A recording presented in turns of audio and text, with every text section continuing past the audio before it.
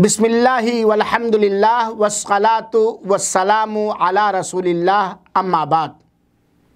एक मोमिन और मुसलमान बंदे और बंदी पर अल्लाह ताला का शुक्र अदा करना ये फ़र्ज़ और वाजिब है, क्योंकि हमारे पास जितनी भी नेमतें हैं वो सारी की सारी नेमतें अता करने वाला सिर्फ़ और सिर्फ अकेला अल्लाह वहदहू ला शरीक है।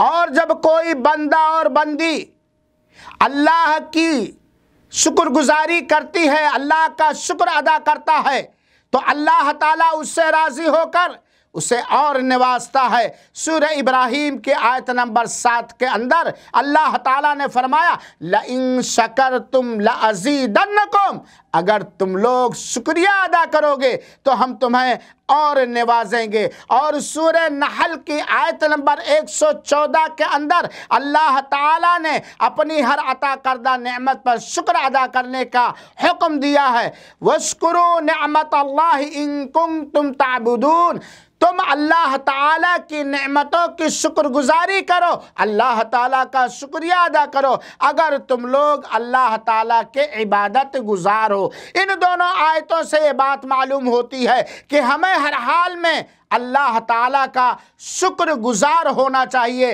रब्बुल आलमीन हम सब को अपना शुक्रगुजार बनाए। आमीन। वस्सलामु अलैकुम वरहमतुल्लाहि वबरकातुहू।